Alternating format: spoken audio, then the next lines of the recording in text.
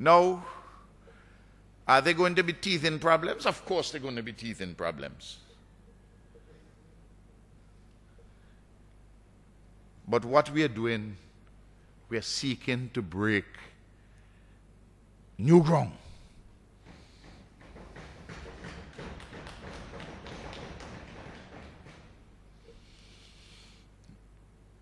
In relation to trade and all other matters, we're trying to make it, the protocol makes it one trade and one economic and one financial space in the way in which CARICOM is not. And imagine, you don't debate this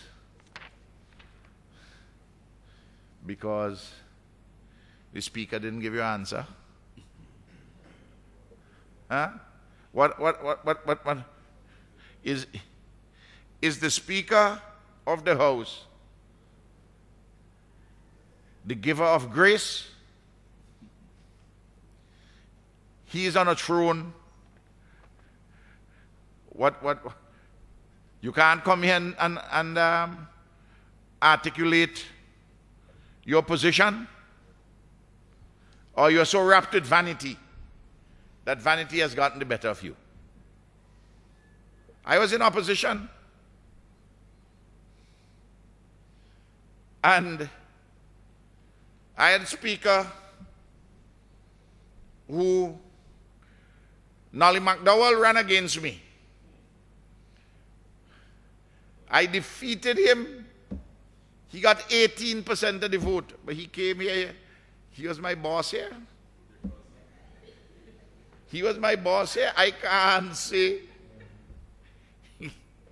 that I am not accepting it because I defeat him. When he told me to sit, I would sit. I may give him a back chat. I may raise this and that point of order. On one occasion, he says he will name me and he will throw me out. I took up my things, left everybody else. I say, I will not give you the privilege of naming me. I gone. But I coming back. Because I have the people of Connery and Park Hill and South Rivers and Georgetown and Byra and Chester and Goss and Mangrove and Bellevue to represent. Huh? I may allow Nolly McDowell to stop me talking. And when I see anything, I know how far to go and how far to pull back. That's how mature and sensible people do it. But no. They have some beef. Rayla, imagine, with the speaker. And then what happens? They stop represent their constituents. I have never seen something like that since I was born. This law would be passed when none of them can tell their constituents that they were in the House making a contribution to deepen the integration system. Can you imagine that? Economic union is a matter of existential importance for small states. Without it, we can't survive and thrive.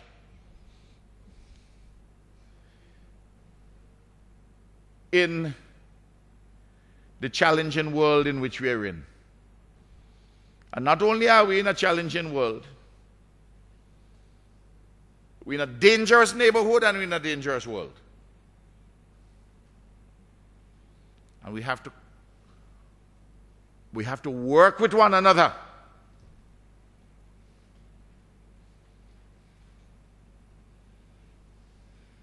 to tell you that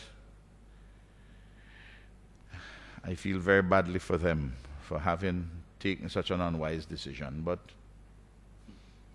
they have made their own choice. Mr. Speaker, this bill, there are a few just minor typographical errors on pages 4 and 5 which have been circulated. They're the pages dealing with the contents, and they're just put there for the purposes of drawing attention to honorable members. Mr. Speaker, the Economic Union Protocol addresses air transportation. It addresses telecommunications, human and social development, tourism, education, agriculture, fiscal policy, trade, incomes policy. I mean, it's the whole gamut of issues. And we just had the first meeting of the OECS, first substantive meeting of the OECS since the ratification of this treaty on January the 21st. A lot of work is being done currently, Mr. Speaker, to operationalize this treaty. Tremendous amount of work is yet to be done. And to that extent, it's a work in progress. But we have the framework for doing better for our people. Mr. Speaker, as I said this morning in answer, a little earlier today, in answer to a question,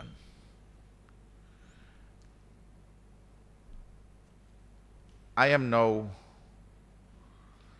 in this regional vineyard, political vineyard, for 42 years. Not 42 days, not 42 months. It's part of my life work. You know, Mr. Speaker, and I must put it in the record here, in 1971, there was a university lecturer named Vaughan Lewis at Mona, and there were 4 students from the Eastern Caribbean. Dwight Venner, Swinburne Lestrade, Bernard Marshall of St. Vincent and blessed memory, and Ralph Gonzalez. The 4 of us and Vaughan Lewis, we decided to embark upon a project in the Windward and Leeward Islands to deepen the integration movement, make our contribution.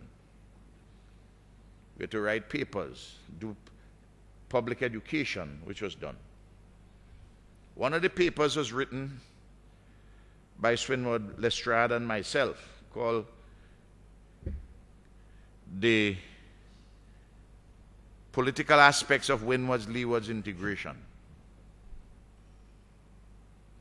All those papers were together published in the celebrated journal known as Caribbean Quarterly, done in 1972. Nearly 20 years later, a noted Caribbean academic, Dr. Pat Emanuel of blessed memory, decided to study 7 approaches to West Indian integration. He studied approaches from Eric Williams. He studied approaches from Sir Arthur Lewis, from Professor Telford Georges. 7. One of the 7 which he subjected to study was the approach outlined by Gonzalez and Lestrade. I was a youngster when I wrote that paper, when I drafted it in 1971. I was not yet 25 years of age. I don't say that to boast. I say that to point out the journey that I have trod and my sweat equity in this business called OECS Economic Union.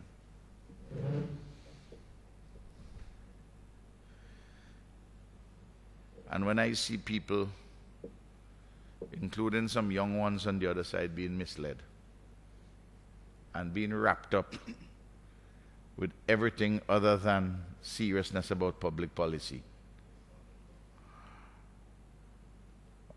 oh, I forgive them. They know not what they say. They know not what they do.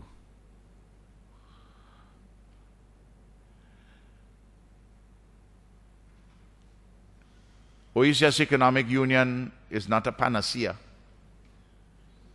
It is a framework to help to strengthen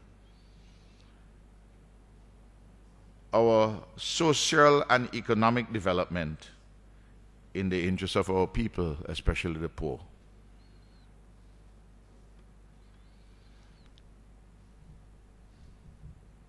Mr. Speaker, I thank Almighty God and the people of St. Vincent and the Grenadines for giving me the opportunity to be here today to lead the debate on this bill. When I wrote what I wrote in 1971,